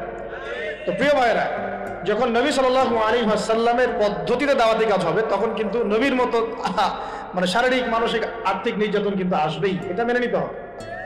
সর্বপ্রথম নিজের পরিবার থেকে আসবে। কোথা থেকে আসবে ভাই? সর্বপ্রথম আসবে নিজের পরিবার থেকে। মনে রাখবেন, পরিবার থেকেই সর্বপ্রথম বাধা আপনাকে পেতে হবে যদি আপনি দ্বীনের পথে চলতে চান। কারণ এখনকার সমাজের বেশিরভাগ পরিবার ইসলামিক পরিবার নয়। কোনো কোনো সময় পারিবারিক সাপোর্টের অভাবে দিনদার অনেক মানুষও দেখা যায় ট্র্যাক থেকে বিচ্যুত হয়ে যায়। এমন হয় না? পারিবারিক সাপোর্ট একটা বড় জিনিস। আমাদের নবী সাল্লাল্লাহু আলাইহি ওয়াসাল্লামের চতুর্দিক থেকে মানুষ আক্রমণ করলেও পরিবারে তার স্ত্রী খাদিজা রাদিয়াল্লাহু আনহা তাকে বুকে আগলে রেখেছিলেন। এটা অনেক বড় একটা মানে প্রশান্তির জায়গা, যে সমাজের মানুষ আপনার এগেনস্টে কাজ করছে, কিন্তু পরিবারে গিয়ে আপনার স্ত্রী আপনার কাছে, আপনার অনুভব, সে আপনাকে বুস্ট আপ করছে, আপনাকে উৎসাহ দিচ্ছে, আত্মবিশ্বাস দিচ্ছে, আপনি কিন্তু আবার পথ চলতে পারবেন ইনশাআল্লাহ। এই জন্য আমি বারবার বলি যে বিয়ে যদি করতেই হয়, তাহলে দিনদার একজন নেককার মেয়েকে বিয়ে করেন, খাদিজা রাদিয়াল্লাহু আনহার মতো একটা মেয়েকে বিয়ে করেন। আর যদি ওই যে দিনদার ক্যাটরিনা খুঁজতে যান, তাহলে সারা জীবন ওই পস্তাইতে হবে আর কি। আল্লাহ বোঝার তৌফিক দান করুন। দিনদারিতা দেখে বিয়ে শাদী করে। চাচা আবু তালেব, তিনি কিন্তু মুসলিম নন, অমুসলিম হয়েও তাকে পারিবারিকভাবে সাপোর্ট দিচ্ছেন। পারিবারিকভাবে সাপোর্ট তো অনেক ইম্পর্টেন্ট। আর যখন পরিবার থেকে সাপোর্ট থাকে না, তখন মানুষ কিন্তু ট্র্যাক থেকে সরে যায়। যাই হোক, গভীরে যাই না। নবী সাল্লাল্লাহু আলাইহি ওয়াসাল্লাম যখন দাওয়াতি মিশন শুরু করলেন, ইসলামী সমাজ প্রতিষ্ঠার চেষ্টা করতে লাগলেন, তখন এই পারিবারিক বাধা, আত্মীয়দের মধ্য থেকে বাধা, সামাজিক বাধা আসতে লাগলো। এক পর্যায়ে হিজরত করতে হয়েছে আবিসিনিয়ায়, তারপর তায়েফ, তারপরে গিয়ে মদিনায়। এখন মদিনায় আলহামদুলিল্লাহ আল্লাহ রাব্বুল আলামিন দ্বীনটাকে প্রতিষ্ঠা করলেন এবং সেখানে নবীকে শক্তিশালী করলেন, সাহাবীরা শক্তিশালী হলেন, আস্তে আস্তে গাজওয়াগুলো হলো, সারিয়াগুলো হলো। এক পর্যায়ে উইদিন 8 থেকে 10 বছরের মধ্যে যে নিঃস্ব হাতে মক্কা থেকে তারা গেলেন মদিনায়, সেই মক্কাই তারা জয় করলেন বিনা বাধায়, বলা যায় অলমোস্ট বিনা বাধায়। প্রায় লক্ষাধিক সৈন্য, লক্ষাধিক সাহাবীদেরকে নিয়ে পুরো মক্কায়, জাজিরাতুল আরবের মধ্যে দ্বীন প্রতিষ্ঠা হয়ে গেল। বলো কিনা? কত বছর সময় লাগছে ভাই বলেন? 23 বছর। আর রাহিকুল মাকতুম বইটা পড়েন, তাহলে আপনি ধাপগুলো বুঝতে পারবেন কিভাবে হয়েছে। আমি পয়েন্ট আউট করছি যে কোন কোন পয়েন্টের দিকে তারা বেশি ফোকাস করেছে, কোন কোন কাজগুলো তারা বেশি করেছেন, এবং যুবকদেরকে দিয়েই কাজগুলো করানো হয়েছে। এবং এই কাজগুলো যদি আজকেও বাংলার যুব সমাজ করতে পারে, ইনশাআল্লাহ 23 বছর লাগবে না আমাদের, ইনশাআল্লাহ 23 বছর লাগবে না ইনশাআল্লাহ। কারণ আল্লাহ পাক তো তার নবীর মাধ্যমে জানিয়েছেন যে আখিরুজ জামানে আস্তে আস্তে কি হতে যাচ্ছে সামনে। আগে তো এটা জানা ছিল না যে তখন কি হবে, এখন তো আমরা জানি যে সামনে কি হতে যাচ্ছে। আমরা তো জানি যে ইসলাম কায়েম হচ্ছে সামনে ইনশাআল্লাহ, এটা লিখা হয়ে গেছে। তো আপনি হতাশ হচ্ছেন কেন? আমরা এখানে যারা বসে আছি, আমরা কেউ যদি বেঁচেও না থাকি, আল্লাহ না করুক, তারপরও দিন কায়েম হবে। বাংলাদেশে এখন যত আলেম ওলামা আছে না, সবাই যদি মারা যায় তাও দিন কায়েম হবে। বিশ্বে এখন যত বড় বড় জালেমরা আছে, এর সাথে আরো 10 গুণ জালেম যদি বৃদ্ধি করা হয় এবং ওদেরকে আরো 10 গুণ শক্তিশালী করা হয়, তাও এদের পতন ঘটবে। হ্যাঁ, যত জালেম আছে সারা বিশ্বে, এর সাথে আরো 10 গুণ যদি বৃদ্ধি করা হয়, এদেরকে আরো বেশি বেশি মারণাস্ত্র দেওয়া হয়, ক্ষমতা দেওয়া হয়, তবুও এদের পতন ঘটবে। শুধু তাই না, ঈসা আলাইহিস সালামের যুগটা শেষ হওয়ার পরে আবার এমন একটা যুগ আসবে, যে যুগটা হবে পৃথিবীতে সবচেয়ে নোংরা জঘন্য যুগ। এখন আমরা যে যুগটা পার করছি না, এটা পৃথিবীর সবচেয়ে নোংরা যুগ না, এটা পৃথিবীর সবচেয়ে নোংরা যুগ নয়। যে যুগে আপনি দেখছেন সবাই সুদ খায়, মোটামুটি সবাই এই যে ফ্রি মিক্সিং, পরকিয়া, হ্যাঁ, জেনা, গান বাজনা, নর্তকী চলছে না সারা সমাজ জুড়ে, মনে হচ্ছে এটাই মনে হয় সবচেয়ে খারাপ যুগ, তাই মনে হয় না অনেকে? এটা সবচেয়ে খারাপ যুগ নয়, যদিও এই যুগের মধ্যে হাজারটা খারাপই আছে। সবচেয়ে খারাপ যুগ আসবে ঈসা আলাইহিস ইসলামের 40 বছর শাসনের পরের যুগটা। ওই যুগে মানুষ রাস্তায় দাঁড়িয়ে জেনা করবে, কুকুর শেয়ালরা যেমন করে করে ঠিক ওইভাবে, এবং তাদের সামনে কিয়ামত হবে, পশ্চিম দিক থেকে সূর্য উঠবে। তো আমরা এতটুকু তো জানি, সামনে ইনশাআল্লাহ তাআলা ইসলামিক সমাজ প্রতিষ্ঠা হবে, এটা আল্লাহ লিখে দিয়েছে। আমরা বেঁচে থাকি না থাকি, কেউ এটা বলুক না বলুক, আলেম ওলামা আমাদের মধ্যে যারা আছেন থাক না থাক, হ্যাঁ, এখন যারা মুজাহিদ তারা থাক না থাক, এখন যারা জালেম তারা থাক না থাক, কি হোক না হোক এটা হবে ইনশাআল্লাহ। পৃথিবীতে ভূমিকম্প হোক আর জলোচ্ছ্বাস হোক আর পৃথিবী ধসে যাক আর আগুনের বৃষ্টি হোক আর পাথরের বর্ষণ হোক, যাই হোক না কেন, নবী ঈসা আলাইহিস সালামের হাতেই সভ্যতা শেষ হবে ইনশাআল্লাহ। অতএব ইসলামী সমাজ তো সামনে আসছে, বুঝতে পারলাম।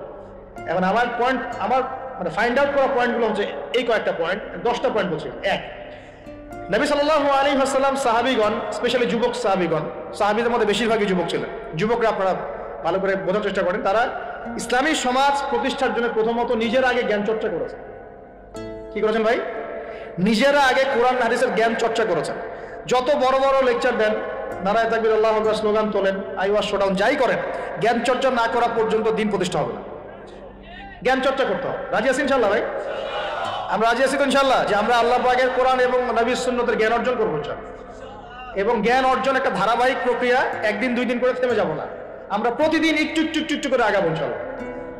একটা রুটিন ফিক্স করে নেবেন, ডেইলি 1 ঘন্টা করে আপনি পড়াশোনা করার চেষ্টা করুন। আমি অনেক লেকচারে কিছু সিলেবাস বলেছি, আপনাকে কোরআন পড়তে হবে, আরবি ভাষা শিখতে হবে, হাদিসের কিতাবগুলো পড়বেন, ইতিহাস, ইসলামের ইতিহাস পড়বেন, ইসলামিক অর্থনৈতিক বইগুলো পড়বেন, বড় বড় রিনাউন্ড উলামায়ে কেরামদের বইগুলো পড়বেন, সিরাত পড়বেন, আকীদার বই পড়বেন, ফিকহের কিছু বই পড়বেন। মানে আপনার একটা ক্লাসিক্যাল পড়াশোনার ধারা থাকতে হবে। এবং এই পড়াশোনা একা একা করা যাবে না, কিছু বই আপনি একা হয়তো পড়তে পারবেন, কিন্তু অনেক কিতাব আছে যেগুলো আপনি একা পড়তে পারবেন না, আপনার বিজ্ঞ উলামায়ে কেরামের সোহবত দরকার আছে। এটার দায়িত্ব আপনার, আপনি খুঁজে বের করবেন কার সোহবতে আপনি যেতে চান। আল্লাহ পাক আপনাকে তৌফিক দান করুন। প্রথম কথা জ্ঞান অর্জন। 2 নম্বর, দিন প্রতিষ্ঠা ইসলামী সমাজ ব্যবস্থার জন্য সাহাবীগণ নিজেরা আমল করিয়ে দেখেছেন, শুধু জ্ঞান অর্জনই করেন নাই, যে জ্ঞান অর্জন করেছিলেন সেটা আমল করে দেখিয়েছেন। যেমন ওমর রাদিয়াল্লাহু আনহু বলতেন যে সূরা বাকারা হিফজ করতে আমার সময় লেগেছে 12 বছর। কত বছর? 12 বছর লেগেছে সূরা বাকারাটাকে আয়ত্ত করতে। কারণ সাহাবীরা যতক্ষণ পর্যন্ত 10টা আয়াত লেসন নিয়েছেন, 10টা আয়াতের উপর আমল না করা পর্যন্ত নতুন করে দার্স নিতেন না। বুঝতে পারছেন না? মনে করেন আপনি সূরা মাউন শিখেছেন, মাউন, আর আইতাল্লাযী ইউকাযযিবু বিদ্দিন, এই সূরা আপনি শিখেছেন। সাহাবীদের সুন্নাত ছিল কি, এই সূরাটার উপর তারা আমল না করা পর্যন্ত নতুন লেসন নিতেন না, এভাবে তারা আমল করতেন। আমরা কি এমন করে আমল করি? আমরা যত পারি আগে তথ্য ইনস্টল করতে থাকি। আমাদের জ্ঞান চর্চাটা হচ্ছে তথ্য ইনস্টল করার মতো। তথ্য ইনস্টল করাকে জ্ঞান চর্চা বলে না, এটাকে আমরা ওয়েল ট্রেন্ড বলতে পারি, ওয়েল এডুকেটেড বলতে পারি। সার্কাসের সিংহ বাঘ দেখেছেন না? লাঠি চাবুকের ভয়ে অনেক কাজ করে না? অনেক কুকুর দেখা যায় না যে ট্রেনিং প্রাপ্ত, যার কমেন্ট করে সে ফলো করে না? এটা ওয়েল ট্রেন্ড বলা যায় না, এই কিন্তু ওয়েল এডুকেটেড না। আমাদের ক্রিটিক্যাল থিঙ্কার্স দরকার, মানে কোরআন সুন্নাহ পড়বে, আমল করবে এবং এটাকে নিয়ে গবেষণা করার চেষ্টা করবে। মানে আমাদের কোরআন সুন্নাহকে নিয়ে গবেষণার একটা প্রজন্ম দরকার, গবেষক প্রজন্ম, ক্রিটিক্যাল থিঙ্কার্স। আল্লাহ পাক আমাদেরকে এই তৌফিক লাভে ধন্য করুন বলে আর। তো 2 নম্বর ইনিশিয়েটিভটা হচ্ছে অবশ্যই জ্ঞান অনুযায়ী আমল করতে হবে যদি ইসলামী সমাজ চাই। আল্লাহ পাক আমাদের সবাইকে তৌফিক দান করুন, সবার আগে আমাকে তৌফিক দান করুন বলি আমি। জ্ঞান অনুযায়ী আমল করার জন্য একটা সুন্নত ফলো করলেই হবে, একজন ব্যক্তিকে জাস্ট ফলো করতে হবে। জীবনের প্রতিটা কাজ নবী সাল্লাল্লাহু আলাইহি ওয়াসাল্লামের সুন্নাহ মাফিক করলেই আপনি জানা অনুযায়ী আমল করে ফেলবেন ইনশাআল্লাহ। পারা যাবে তো ইনশাআল্লাহ? আজকে ঘুমানো থেকে শুরু করে দেন, জীবনের প্রতিটা কাজকে ঢেলে সাজান। কাপড় পরা, ঘুমানো, ঘুম থেকে ওঠা, হ্যাঁ, এমনকি বিছানা ঝাড়া, ইস্তেঞ্জা করা, আপনার ব্যবসা বাণিজ্য, শিক্ষা, এভরি সিঙ্গেল সেক্টর ঢেলে সাজানোর চেষ্টা করেন যে নবীর মতো হচ্ছে কি। যদি হয় আলহামদুলিল্লাহ, যদি না হয় তাহলে এখানে আপনার কিছু কাজ করার বাকি আছে। আল্লাহ পাক আমাদের সবাইকে নবী সাল্লাল্লাহু আলাইহি ওয়াসাল্লামের সুন্নাহ মাফিক জীবন গড়ার তৌফিক দান করেন। 3 নম্বর পয়েন্টটা হচ্ছে নবী সাল্লাল্লাহু আলাইহি ওয়াসাল্লাম সাহাবীগণ আদর্শ পরিবার গড়েছিলেন। কি করেছেন ভাই? কারণ পরিবার হচ্ছে একটা সমাজের গঠন একক। আপনি সমাজ নিয়ে কথা বলছেন, তাহলে আগে পরিবার ঠিক করতে হবে বা ঠিক করার চেষ্টা করতে হবে। আমি এটা জানি যে একটা পরিবারের সব সদস্য হয়তো নামাজি নাও হতে পারে। নূহ আলাইহিস সালামের স্ত্রী যখন ঈমান নিয়ে আসে নাই, লূত আলাইহিস সালামের স্ত্রী যখন ঈমান নিয়ে আসে নাই, আদম আলাইহিস সালামের সন্তান কাবিল যখন জাহান্নামে যাচ্ছে, আবার ফিরআউনের ঘর থেকে যেমন আসিয়া জান্নাতে যাচ্ছে, তার মানে পরিবারের সবাই যে একরকম হবে নট নেসেসারি। কিন্তু অ্যাজ এ পরিবারের কর্তা, আপনি পরিবারের guardian, as a guardian of family, আপনাকে আপনার রেসপন্সিবিলিটি পালন করতে হবে নাকি? পরিবারে আপনার দায়িত্ব নাই? পর্দা প্রতিষ্ঠা করার দায়িত্ব কার? আপনার স্ত্রী পর্দা করে না, এই দায়িত্ব কার? এই জিম্মাদারি কার? আপনার সন্তান যে নামাজ পড়ে না, এই রেসপন্সিবিলিটি কার? পরিবারে যে হারাম ঢুকতেছে রিজিকে, এই দায়িত্ব কার? আল্লাহ পাক, আমি মনে হয় বুঝাতে পেরেছি। অতএব পারিবারিকভাবে আল্লাহ পাক আমাদের সবাইকে যেন ইসলামটা ধরে রাখার তৌফিক দান করেন বলে আমিন।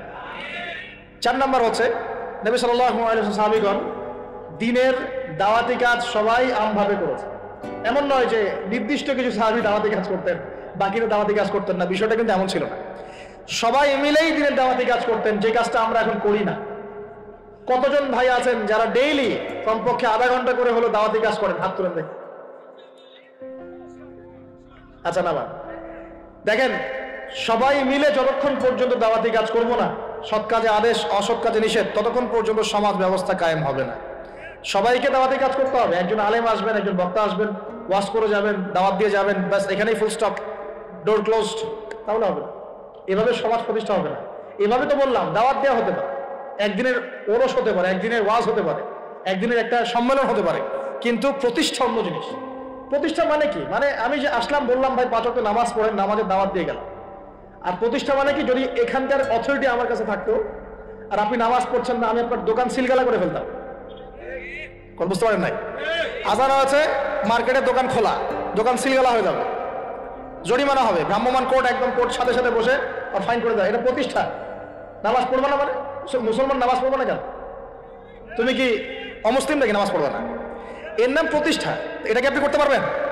আপনি এখন দাওয়াত দিতে পারবেন, ভাই নামাজে আসেন, নামাজ পড়লে এত নাকি হয়, না পড়লেই হয়। তো এই দাওয়াত তো চলছে মাশাআল্লাহ। প্রতিষ্ঠা কখন হবে? যখন সবাই মিলে সমাজটা পরিবর্তন করবে, তখন গিয়ে প্রতিষ্ঠা হবে ইনশাআল্লাহ। সমাজে যারা নেতৃত্ব দেয়, এরা কি আসমান থেকে টপকে পড়ে, না সমাজের ভিতর থেকে বের হয়? সমাজ যদি পরিবর্তন হয়, নেতৃত্ব এখান থেকেই বের হবে ইনশাআল্লাহ।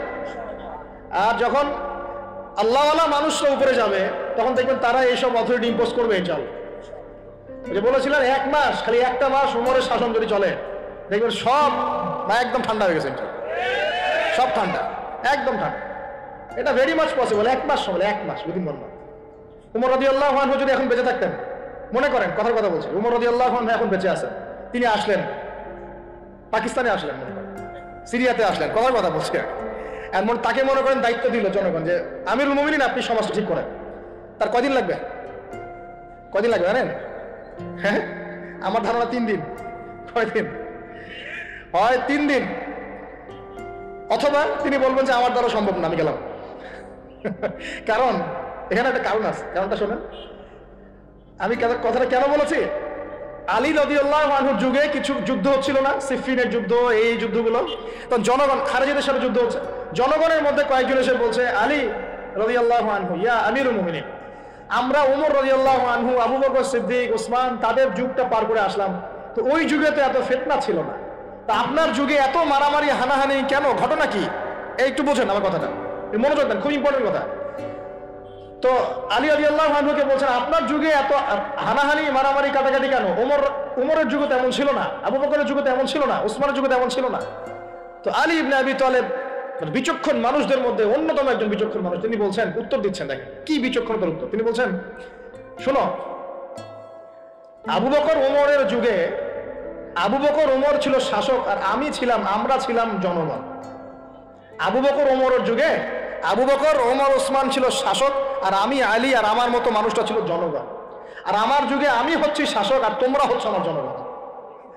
কথা বুঝলেন নি? মনে কিছু বুঝতে পারেন নাই? মানে আলী রাদিয়াল্লাহু আনহুর যুগে যে জনগণরা আছে তারা আবু বকর ওমর রাদিয়াল্লাহু আনহুর যুগের জনগণের মতো নন। এই কারণে আলী রাদিয়াল্লাহু আনহুর সমস্যা ফেস করতে হচ্ছে।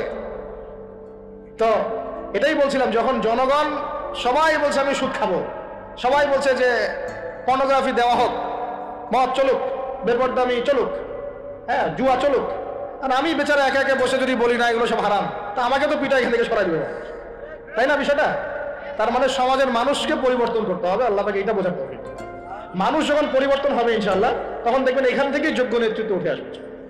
এভাবেই সমাজটা প্রতিষ্ঠা হবে ইনশাআল্লাহ আযজা ওয়া জাল্লা। আল্লাহ পাক আমাদেরকে তৌফিক ইনায়াত করুন। আর কয়েকটা পয়েন্ট আমি একটু থরলি বলে শেষ করছি। 6 নম্বর, সাহাবীরা কোনোদিনও হারাম খান নাই। কি খান নাই ভাই? মানে অর্থনৈতিক জীবনে কোনোভাবেই হারামে সম্পৃক্ত হওয়া যাবে না যদি ইসলামী সমাজটা ঠিক আছে ভাই। 7 নম্বর, অনইসলামিক কোন সংস্কৃতির আশপাশেও যাওয়া যাবে না। ইসলামী সমাজ চান, অনইসলামিক সংস্কৃতি পরিপূর্ণভাবে বর্জন করতে হবে। আল্লাহ পাক তৌফিক দান করুন। 8 নম্বর, সমাজের একটা বড় অংশ হচ্ছে মেয়ে মানুষ। সমাজের একটা বড় অংশ কি? এদেরকে অ্যাভয়েড করে সমাজে দিন কায়েম হবে। এই মেয়েদের মধ্যে দিনের দাওয়াতি কাজ বাড়াতে হবে এবং মেয়েদেরকে পর্দায় নিয়ে আসতে হবে। এই দায়িত্ব প্রত্যেক পরিবারের কর্তার। পরিবারের কর্তা ঠিক হয়ে যান, সমাজ ঠিক হয়ে যাবে ইনশাআল্লাহ। আপনার মেয়ে বেপর্দায় বেরোতে পারবে না, বের হলে ভাত বন্ধ। আপনার স্ত্রী বেপর্দায় চলতে পারবে না, চললে ভাত বন্ধ। যদি বলে আমি বেপর্দায় চলবো, তোমার ভাত খাবো না, সুন্দর মতো বসে তালাক দিয়ে রেখে দিবেন, যাও, ভাত খাওয়ার দরকার নাই, আমার ভাত খাওয়ার দরকার নাই। তোমার বেপর্দায় চলতে খুব ভালো লাগে, যাও চলো, সমস্যা কি? আপনি ঝগড়াঝাড়িতে যাবেন না, দাওয়াত দিবেন, নসিহত করবেন, ওয়াজ করবেন। যদি দেখেন বুঝাইতে বুঝাইতে বুঝাইতে বুঝাইতে কোনোই কাজ হচ্ছে না, ওই যে আসহাবুল কাহফের হেদায়েত আছে, ঠিক আছে বাবা তুমি তোমার রাস্তায় চলো, আমি আমার রাস্তায় আল্লাহর সাথে চললাম। ইব্রাহিম আলাইহিস সালাম কি বলছেন? ইন্নী যাহিবুন ইলা রাব্বি সায়াহদিন। মনের মধ্যে কত শূন্যতা দেখেন, তিনি বলছেন ইন্নী যাহিবুন ইলা রাব্বি সায়াহদিন। পরিবার তাড়িয়ে দিয়েছে, বাবা তাড়িয়ে দিয়েছে, সাথে কেউ নাই, কেউ নাই সাথে, একা। ইব্রাহিম আলাইহিস সালাম একা। আল্লাহ পাক বলছেন ইব্রাহিম একাই একটা উম্মত, ইব্রাহিম একাই একটা উম্মত। তিনি বলছেন আমি চললাম একাই আমার রবের পথে, তিনি আমাকে পথ দেখাবেন। এত বড় কথা। এই জন্যই তো ইব্রাহিম আলাইহিস সালামের এত সম্মান। নবীগণের পিতা তিনি, সমস্ত নবীগণের দেখা যায় পিতা তিনি, আবুল আম্বিয়া বলা হয়। কত চমৎকার বালাগাত দেখেন। ইন্নী যাহিবুন ইলা রাব্বি সায়াহদিন, আমি একাই চললাম আমার রবের পথে, তিনি আমাকে পথ দেখাবেন। পাশে কেউ নাই, ভেঙে পড়বেন না, একাই চলবেন, কোনো সমস্যা নাই। তো এই যে বলছিলাম, পরিবারের লোক পরিবারে বুঝান, দাওয়াত দেন, সব ঠিক আছে। যদি দেখা যায় যে অনইসলামিক বিষয়ে চলতে ওদের খুব ভালো লাগে, ইসলামিক বিষয় মানতে খুবই আপত্তি, তখন আপনি আপনার রাস্তায় চলেন, তাকে তার রাস্তায় ছেড়ে দেন। ঝগড়া খেতে দেন, জ্ঞান কেচালে যায়, বাবা তুই তোর রাস্তায় চল, আমি আমার রাস্তায় চল। তারপরে সন্তান। 9 নম্বর হচ্ছে আমাদের সমাজের একটা বড় অংশ হচ্ছে আমাদের এই যে ছোট ছোট বাচ্চা কাচ্চা সব। আগামী প্রজন্মকে অবশ্যই ইসলামী শিক্ষায় শিক্ষিত করতে হবে, না হলে সমাজ কায়েম করা যাবে। এই দায়িত্ব এখন আপনাদের সবার। আমি শুরু পয়েন্টটা বলে গেলাম। আর সর্বশেষ 10 নম্বর পয়েন্টটা হচ্ছে এই যুব সমাজের চরিত্রটাকে পবিত্র রাখতে হবে। এটা এত গুরুত্ব দিয়ে কেন বললাম? কারণ যুবকরা হচ্ছে সমাজ পরিবর্তনের হাতিয়ার, এবং যুবকদের চরিত্র যদি একবার নষ্ট হয়ে যায়, পর্নোগ্রাফিতে আসক্ত হয়ে যায় বা মাদকে আসক্ত হয়ে যায় বা মেয়ের পিছনে যদি সময় নষ্ট করা শুরু করে, হ্যাঁ এই যে গুন্ডাগার্দি করে, এই যে পাবজি টাবজি ফ্রি ফায়ার হাবিজাবি এর মধ্যে ঢুকে পড়ে, ও ওর লক্ষ্য থেকে বিচ্যুত হয়ে যায়, তখন এই সমাজটাকে দিয়ে আপনি আসলে কোনো কাজ নিতে পারবেন না। এই কারণে এদেরকে একটা আধ্যাত্মিক প্রশিক্ষণের মধ্যে নিয়ে আসতে হবে। নামাজ, তেলাওয়াত, জিকির, হ্যাঁ আলেম ওলামার সহবত, ধারাবাহিকতা রক্ষা করা, প্রয়োজনে ভালো কিছু সামাজিক কাজের মধ্যে তাদেরকে নিয়োজিত রেখে তাদের এই যৌবনটাকে আল্লাহর পথে কাটিয়ে দেওয়ার প্রয়াস নেওয়ার চেষ্টা করতে হবে। আল্লাহ পাক আমাদের সবাইকে এই তৌফিক দান করুন, আমিন। আর যুবক ভাইদেরকে বলবো যে চরিত্রই সবচেয়ে ইম্পর্টেন্ট জিনিস আপনার এখন এই জীবনটার। চরিত্র যদি নষ্ট হয়ে যায়, আপনি কোনো অবস্থাতেই আল্লাহর কাছে পার পাবেন না। প্রিয় ভাইরা, চরিত্র হেফাজত করেন। আর কয়েকটা বিষয় আপনাদের, মাদক আল্লাহর রাস্তায় খায়েন না, মাদকের ধার কাছে যায় না। সিগারেটটাকে অনেকে মাদক মনে করেন না, আমি বলছি এটাও একটা মাদক। সিগারেটের কাছে যাবেন না। মেয়ে নিয়ে সময় নষ্ট করবেন না। কি কারণে আমি বলছি? এই কারণে যে এই পৃথিবীতে এখন যে পৃথিবীটা এখন চলছে, এই পৃথিবীতে বিশ্বাস বলতে আসলে কিছু নাই। মানে বিশ্বাস খুবই প্রেসিয়াস, এটাকে সস্তা করে দিবেন না। মানে যখনই আপনি কাউকে অন্ধভাবে বিশ্বাস করা শুরু করবেন তখন আপনি কষ্ট পাবেন। তো হালাল ভাবে চরিত্র হেফাজত করে রাখেন, আল্লাহ পাক আপনাকে ইনশাআল্লাহ নেককার স্ত্রী দিবেন ইনশাআল্লাহ। এই পথগুলো সব শয়তানের পথ, আপনাকে শয়তানের দিকে নিয়ে যাওয়ার চেষ্টা করা হচ্ছে, এটা আপনি আপনার জীবনের গন্তব্যটা ভুলে যান।